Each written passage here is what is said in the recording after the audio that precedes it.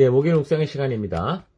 참으로 사람이 생존할 수 있는 의욕, 욕구를 바르게 다루는 것은 쉽지 않다. 참으로 사람이 생존할 수 있는 의욕, 욕구를 바르게 다루는 것은 쉽지 않다. 이런 제목으로 오늘 묵상 나누겠습니다.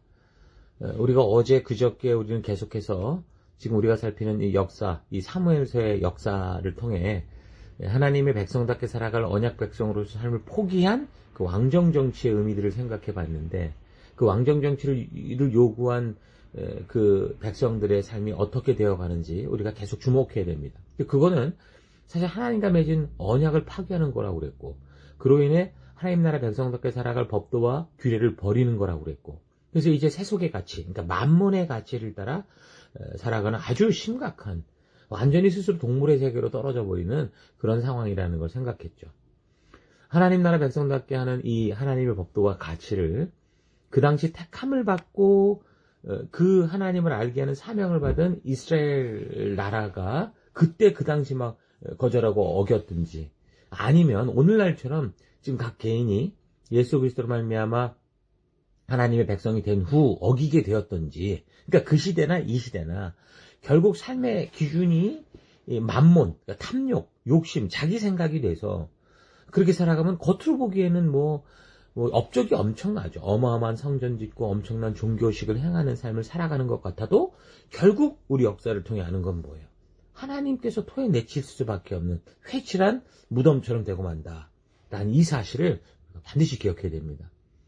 오늘은 사무엘 그 하서의 주인공이라고 할 수 있는 이 다윗이 우리가 살핀 것처럼 사무엘 상서에서 승리했던 삶을 살기도 했지만, 이제 그렇지 않고 그런 믿음의 사람이 어떻게 가장 그 높은 곳에서 가장 바닥으로 떨어지게 되는 삶을 살게 되는가를 좀 생각해 봤으면 좋겠어요. 사무엘상에 나오는 다윗 왕은 가난했고 겸손했고 하나님 중심, 말씀 중심의 삶이었는데, 이제 살피는 사무엘 하에서는 그의 삶이 더 나아지고 편해지면서 결국 이제 사람 중심, 이런 삶이 드러나게 되는 거죠. 그러니까 같은 다윗 안에서 이 두 가지 삶이 교차되는 걸 우리가 잘 분별할 수 있어야 됩니다. 먼저 이제 다윗이 성공할 수 있었던 요인은 뭐였습니까? 다윗이 그 신명기에 약속된 하나님의 축복을 풍성하게 누리며 살 수 있게 한 삶의 태도는, 다윗이 삶의 어떤 순간이 와도 항상 뭘 염두에 뒀어요? 하나님이요. 하나님을 마음의 중심에 모셨고, 또한 그래서 하나님의 뜻이 무엇인가를 생각하고, 그래서 그가 주신 그 하나님의 의도를 따라 살려고 했던 코람데오의 태도가 그를 축복된 자가 되게 했었죠.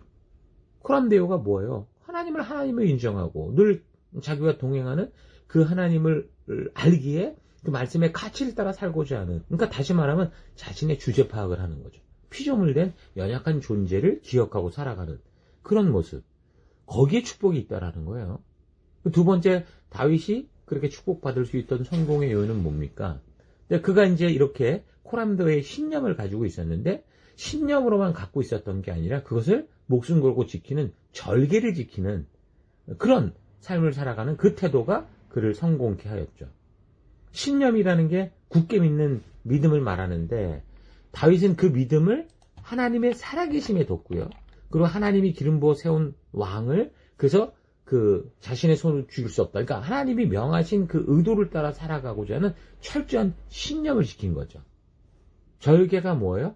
그 자신의 원칙과 신념을 절대 굽히지 않는 거예요. 목숨을 내놓고서라도 끝까지 그걸 지켜나가는 그런 그 마음을 말하는 거잖아요.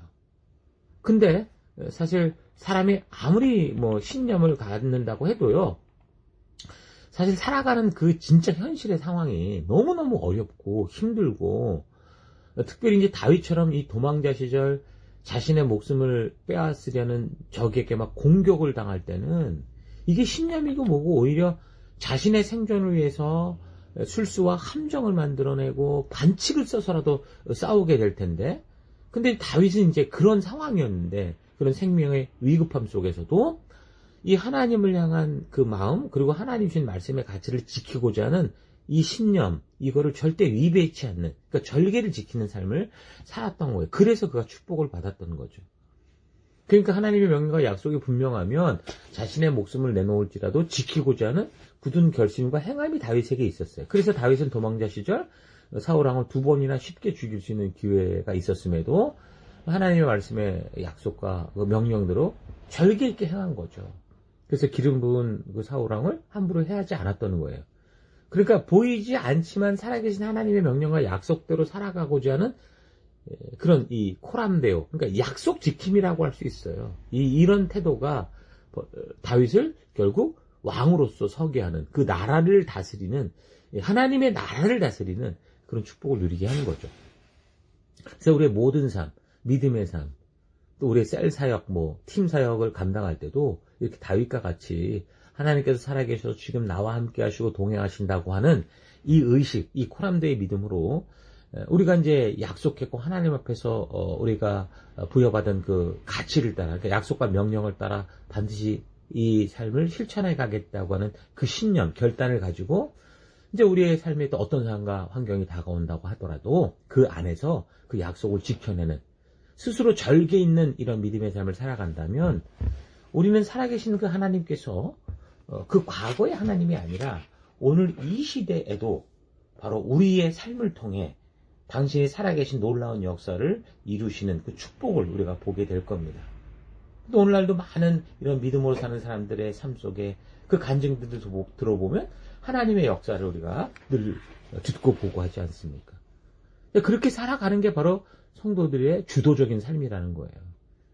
하나님은 무한한 사랑을 주시지만 은혜를 주시고 축복을 주시지만 사실 그거를 담을 수 있는 건 우리의 그릇만큼이라는 거거든요. 아무리 많은 것을 주려고 해도 우리가 받을 데가 없으면, 그 그릇이 준비되지 않으면 받을 수 없어요. 다 흘러넘치게 되죠. 여러분, 한 교회의 건강함도 그래요. 교회의 어떤 숫자, 교인들의 숫자를 갖고 따지는 게 아니고요. 이런 생명을 담는, 그러니까 건강한 말씀의 가치를 따라가고자 하는 성도들의 믿음의 그릇에 달려있다라는 거죠. 온 민족이, 온 나라의 군대가 골리앗 한 명 앞에 쥐고 넘어지는 그런 상황을 거꾸로 다윗이라는 한 사람이 한 민족의 군대보다 능한 일을 하잖아요. 믿음의 그릇이라는 거예요. 그래서 한 교회에 다윗 같은 사람 5명이 함께하는 것과 사울 같은 사람 50만 명이 함께하는 거, 이거 완전히 다른 결과를 만들겠죠. 겉을 볼 때는 50만 명이나 모인 그런 교회가 굉장히 북적거리고 굉장히 모든 게 다 이루어지는 것처럼 볼 수 있을 거예요. 그러나 하나님이 보시는 눈은 그렇지 않는 거죠. 여러분, 올 한 해도 생각해 보세요. 우리가 시티 속에 이 교회에게 주신 사명을 우리가 이루어 갈 때 하나님은 그 무한한 사랑으로 계속 주일마다 많은 영혼들을 우리에게 보내주셨어요. 위치가 시티고 그러다 보니 더 하나님은 그렇게 오는 사람들을 우리 가운데 보내주셨죠. 그러니까 하나님 이 시도 동일하게 다윗과 같은 코람도의 신념을 가지고 그것을 끝까지 지키고자 그 약속을 따라 살아가는 그런 사람들과 동행하시고 협력하시고 동역하신다라는 사실 우리가 분명히 볼 수 있는 거예요. 그럼 다윗은 이렇게 늘 하나님을 인식하고 의식하고 살아가는 믿음의 삶을 살았지만, 근데 또 이제 치명적인 실수도 해요. 그동안 승리했던 걸 봤다면 이제 어떤 실수가 있는지 그 안에 이를 볼 수 있어야 되는데, 이제 사울 왕도 죽고 그 다윗이 이제 처음에는 이스라엘 전체 왕이 아니고요, 유다 지파의 왕이 됩니다. 그리고 나서 이제 7년 정도 후에 이제 이스라엘 전체 지파의 왕이 되는데, 이제 그 이후에 이제 그 유다 지파 왕이 됐을 때도 또 그랬고, 계속 이제 그는 승승장구하는 삶을 살게 되죠. 그리고 전체 왕이 된 후에도 주변국과의 전쟁에서 이제 피하고 도망치는 삶이 아니라 스스로 나서지 않아도 다른 장군들이 다 이겨낼 정도로 아주 굉장히 강성한 군대를 만들고 그렇게 성장하는 것을 봅니다. 자, 그렇게 되니까 이제 다윗이 어느 날 후방에서 이제 편안한, 앞에 전방에 이제 싸울 사람들 많으니까 한가롭게 이제 왕궁에 있었던 거예요.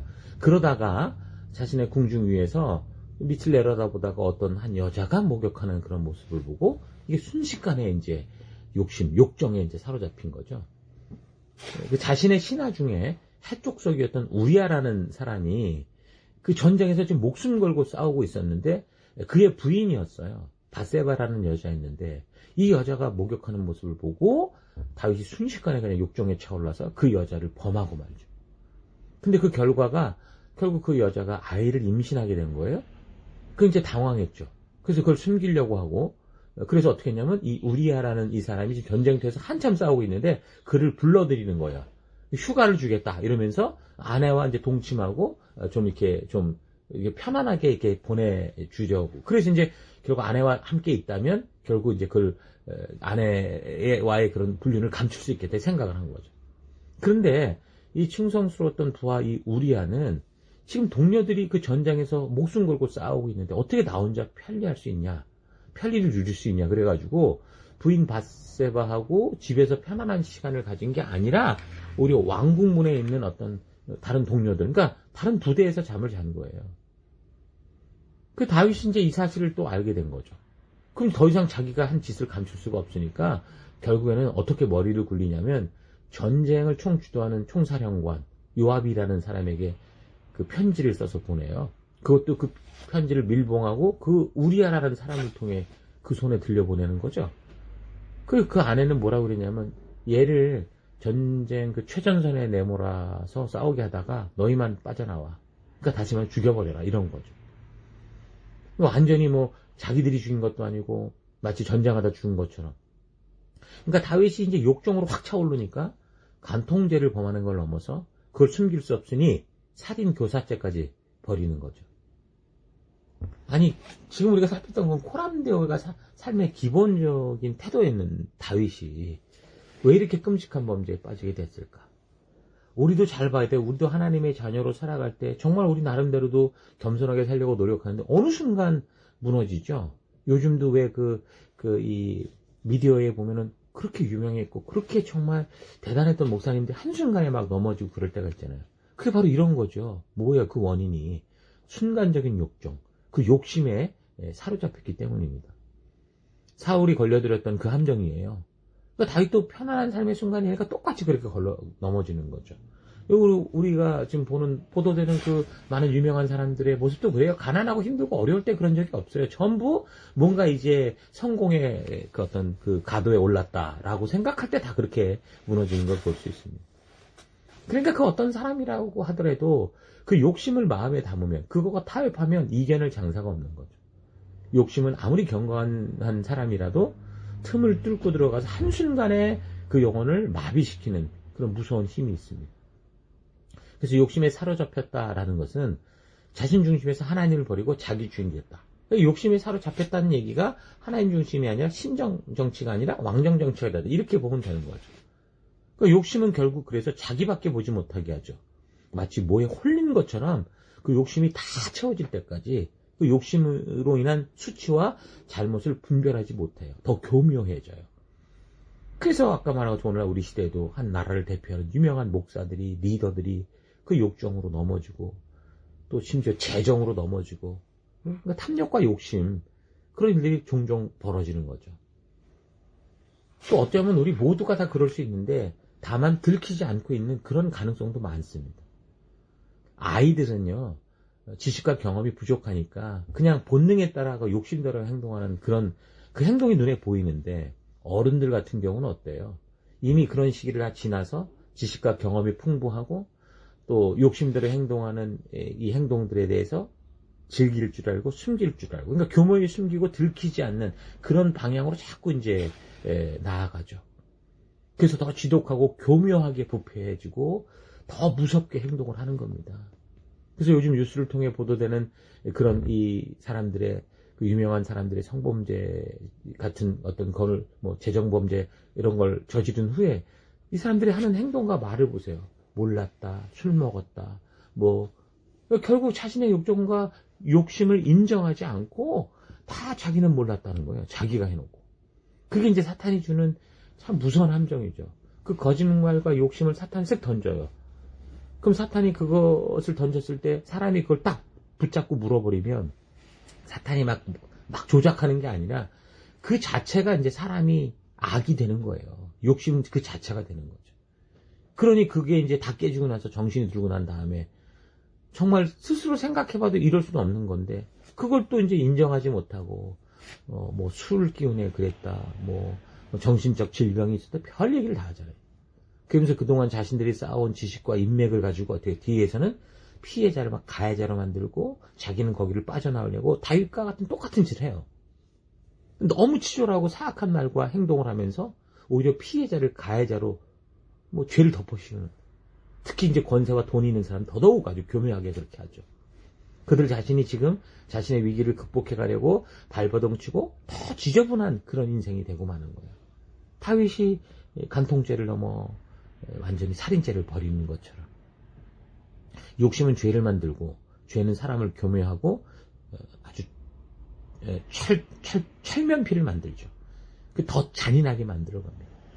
그래서 간통을 숨기려고 다윗은 그래서 그의 충성스러운 부하, 전쟁에 있는 동료들을 생각해서 휴가 중에도 아내와 동침하지 않고 이 군의 숙소에서 잤던 그런 충성스러운 부하, 그 손에 그를 죽이라는 그런 편지, 은밀한 편지를 보내서 그 함정을 만들어 그것도 아주 교묘하게 전쟁에서 죽은 것처럼. 그러고 나서 그걸 정당화시키잖아요. 자기는 얼마나 정당화했겠어요. 그걸 하기까지. 그 마음속에 자신이 가진 왕의 권력과 권세를 가지고 군대 장관 요합을 시켜서 자신의 범죄를 완전 범죄로 만들려고 한 거죠. 그러니까 시기심에 빠져서 다윗을 죽이기 위한 사울 왕도 이런 똑같은 방법으로 다윗을 죽이려고 했잖아요. 근데 그때 당시 다윗이 너무 겸손했고 하나님 앞에 충성됐기에 그 블레셋 속에 들어갔다가도 일단 살아남았단 말이에요. 근데 다윗은 이게 완전히 정말 너무 어떻게 보면 더 사울보다 어떻게 보면 더 끔찍한 일을 벌이는 그런 일이 되고 말아요. 응? 또 이 사울이 왜 자기 딸 믿기로 해가지고 막 다윗을 그렇게 이제 죽이려고 했던, 하나도 다른 게 없는 거예요. 다윗이 똑같은 짓을 사울한 거고. 그러니까 욕심이 그렇게 만들더라는 거죠. 결국 사람을 다 똑같은 존재가 되게 해요. 그 바닥이 어떤지 그 적나라한 우리의 모습을 보여주는 거, 그게 욕심이라는 거죠. 다시 말하지만 욕심은 여러 가지죠. 식욕이 됐든 정욕이 됐든 권력욕이 됐든 지배욕이 됐든 소유욕이 됐든 경쟁욕이 됐든 어떤 것이든 그런 욕심 앞에 이길 장사가 없는 거죠. 나름 하나님께서 자랑하는 이 다윗 왕인데도 성경의 역사 속에서 어쩌면 예수님 이전에 가장 위대한 존재 인물, 그 인물 다윗 왕이었음에도 이 사람이 욕심과 욕정에 사로잡히면 이게 완전히 지킬 박사와 하이드처럼 되는 거예요. 이걸 이기지 못해요. 무너질 수밖에 없다라는 거죠. 욕심이란 뭐예요? 내가 하고 싶은 대로 하는 거잖아요. 사람들은 이것을 자유라고 하면서 뭐 동성애를 비롯해서 수많은 자유 이걸 외쳐요. 근데 그 뿌리를 잘 보면 그게 욕심이에요. 요즘 세계 곳곳에서 차별금지 법안이라고 해가지고 세상에서 차별을 없앤다. 명목이야 뭐 가난한 자를 돕고 약한 자 소수 인권을 보호한다. 이런 명목하에 그 오히려 동성애자들에 대한 옹호, 심지어는 이제 길거리에서 정말 자유롭게 복음을 전하기 위해서 예수님을 외치는 사람들은 이제 거꾸로 구속하는, 법적으로 문제를 만들어버리는 이런 일을 세상이 지금 떠들썩하고 있잖아요. 핵심은 뭐예요? 그들이 원하는 말하는 핵심은 뭐 차별이 없는 평등, 뭐 차별이 없는 자유를 원한다는 거지만, 그러나 역차별이 일어나는 거죠. 사람들이 요구하는 대로 행할 수 있는 만약에 자유가 그렇게 주어진다면 어떻게 되겠어요? 저는 그게 지옥이라고 생각해요. 지옥은 하나님 주신 법도와 규례가 핵심이 되는 그 질서가, 기준이 없어지거나 무시돼서 모든 사람들이 자기 생각대로 살아가는 그런 게 지옥이에요. 자기 욕심대로 하지 못할 땐 죽이고, 나를 막을 때 속이고, 짓누르고, 밟아뭉개고, 심지어 요즘에 그러니까 막 묻지마 폭행해, 묻지마 살인해, 뭐 이런 것들이 이게 지옥이 아니고 뭐가 지옥이에요. 여러분, 욕심에 사로잡히면 이미 말했던 사람이 신이 되고, 신의 어머니도 되고, 스스로 하나님도 되고, 그 어떤 것이든 자기가 원하는 대로, 자기의 생각대로, 옳은 대로 살아가는 그런 완전히 지옥이 되고 마는 거예요. 사사시대의 핵심은 하나님의 통치를 거부한 것이기 때문에 그 여호수아 전쟁 이후 이 세계는 어떻게 돼요? 지금까지 계속해서 욕심에 사로잡힌 그 삶이 연속되는 사사시대의 연속과 같은 그런 거라고 볼 수 있어요. 그래서 우리는 사무엘서를 통해서 하나님이 마음의 중심에 있는 게 아니라 사람이 중심이 되어 살아가는 이 세대의 위험성을 좀 자각하고, 어떻게 우리가 이런 세대 속에서 하나님의 말씀과 명령, 약속이 중심이 된 삶을 살아갈 수 있을까? 우리가 이런 지혜들을 온전하게 얻는 그런 우리가 되기를 바랍니다. 자, 오늘 하루 나는 다윗과 같이 가난하고 힘없을 때는 겸손하고 하나님만 의지하는 삶을 살았는데, 상황이 조금 나아지면서 눈앞에 닥친 위기들이 사라지면서 욕심의 함정에 빠져서 하나님 주신 사명자의 삶이 아니라 내가 원하고 바라는 대로 그 욕구를 채우고자 하는 그런 삶을 살고 있지는 않은지, 아니면 늘 어떤 상황 속에서도 정말 겸손히 오직 하나님의 얼굴을 구하며 그의 뜻을 따라 그 가치를 실천하며 살고 있는지 잘 되돌아보기를 바랍니다. 내가 겸손할 수밖에 없는 게 아무것도 없어서 겸손한 건지, 아니면 내가 비록 많은 걸 가졌다고 하더라도 겸손할 수 있는지 잘 생각해 봐야 돼요. 욕심이라는 것은 우리의 어떻게 보면 생존 본능에서 나오는 거예요. 그러니까 사람이 그러니까 만약 식욕이 없다고 한다면 그 사람은 어떻게 돼요? 죽게 되겠죠. 그래서 하나님이, 창조주 하나님이 육체가 이 본능적으로 하나님 주신 생명을 보존하고 지킬 수 있는 방법으로 의욕을 주신 거예요. 먹고자 하는 의지, 그러니까 욕구를 가지게 하시는 거죠. 그래서 사람에게 그런 의욕이 없다면 삶을 유지할 수가 없어요. 그래서 하나님이 창조하신 법칙에 따라 우리는 의욕을 가지고 살아가야 되는데, 욕심이라는 거는 그렇게 인간이 스스로의 생명을 지키고 살아갈 수 있는 본능적인 욕구, 의욕보다 더 과하게 추구하는 거죠. 그때부터는 자기가 더 이제 그거를 움켜쥐는 거예요. 그리고 그것도 끝까지 포기하지 않는, 그건 이제 욕심이라고 그러는 거예요. 어떻게 보면 욕심과 의욕은 같은 건데, 근데 이런 욕심은, 의욕이 아닌 욕심은 결국 다윗이 충성스러운 부하 우리아의 그 아내를 겁탈하고 나중에 교묘한 방법으로 권세의 힘을 동원해서 여전히 충성스러웠던 우리아 부하를 죽이는 식으로 자기가 가지고 싶은 것을 얻어내고 지키기 위해서 상대가 걸림돌이 되면 자기의 지위와 권세와 가진 돈과 인맥을 이용해서, 어떤 걸 이용해서라도 방해가 되는 사람을 제거하는 그런 지경이 되는 거죠. 참으로 사람이 생존할 수 있는 의욕, 욕구를 바르게 다루는 것은 쉽지 않습니다. 이 의욕, 욕구는 하나님이 생명을 얻은 사람들이 스스로 생명을 유지할 수 있도록 그렇게 이제 만든 너무 중요한 인간을 움직이는 하나님의 창조의 에너지라고 할 수 있는데, 그래서 오늘날 우리가 살아가는 사회도 자연스럽게 사람들의 생존에 필요한 그 욕구, 이 의욕을 건드려서 사회 발전을 이루어가고 어제보다 나은 내일을 계속 만들어가고 있는 거거든요. 경제학의 아버지라고 불리는 스코틀랜드의 철학자 애덤 스미스는 전체 경제 발전의 근본 원동력이 뭐냐고 물었을 때 보이지 않는 손, 그러니까 자신의 이익을 추구하는 이기심이다, 욕심이다, 욕구다, 그렇게 얘기를 했어요. 맞아요. 의욕, 좋게 말하면 의욕인데 욕심, 욕구인 거죠. 이 세상이 어떻게 보면 참 무서운 세상인 거예요. 생존을 위한 욕구가 분명히 필요한데 그게 어느 선을 자꾸 넘어가는 일들이 이렇게 자꾸 어쩌면 이 세상을 발전시켜가는 거죠. 이렇게 살아도 충분한데 근데 뭔가 또 남들보다 또 한 단계 높은 걸 자꾸 요구하는 욕구, 그 욕심이 되는 건데, 그게 우리를 발전시키는 그런 원동력이 되기도 하지만, 하나님 주신 우리의 바른 생존의 방법을 가지고 하나님의 자리까지 넘보게 하고 나를 창조하신 하나님까지 부정하게 하는 그 욕심에 빠지는 그런 이 흉기가 될 수도 있다라는 거예요.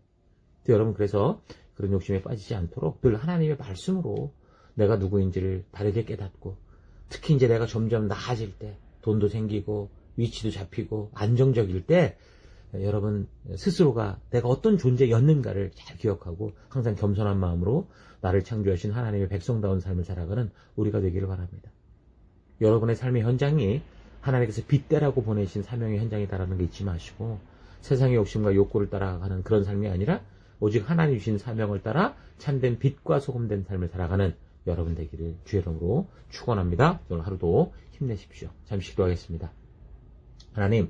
하나님께서는 늘 내가 어떤 존재인지를 알고 겸손한 삶을 살게 인도해 주시는데, 하나님이 인도하시는 길이 아니라 내가 유능하고 뛰어나서 이 땅을 살아가는 것처럼 교만한 욕심에 빠져 살아왔던 삶을 회개합니다. 같은 사람 다윗이 골리앗을 넘어뜨리기도 하고 밧세바를 범하여 그의 남편을 죽이는 일도 하게 되는 것은 그의 삶에서 하나님의 살아계심을 늘 기억함으로 어제보다 좀 평안하고 더 나아질 때 교만의 욕심을 붙들게 되므로 삶에서 긴장하지 않고 해이해지기 때문이다라는 거 잊지 않고, 내 삶이 조금씩 나아져갈 때 항상 우리 하나님 앞에서 겸손하게 주신 사명의 길을 걷는 내가 되기를 원합니다. 욕심을 이길 장사가 없다는 사실을 잊지 말고 무엇보다 내 마음속에 욕심이 자리하지 못하도록 늘 하나님의 말씀으로 충분히 채워놓는 그런 삶을 살기를 원합니다. 참으로 사람이 생존할 수밖에 없는 그 에너지, 이 욕구, 이 의욕을 우리가 잘못 다루어서 욕심으로 만드는 그런 함정에 빠지지 않고 정말 이 하루도 정말 주님이 주신 이 삶의 의지를 가지고 온전한 빛과 소금된 그런 하루를 살아가는 우리가 되길 원합니다. 그 길 가운데 함께 쉬고 이끄신 하나님 감사드리고 예수님 이름으로 기도했습니다. 아멘.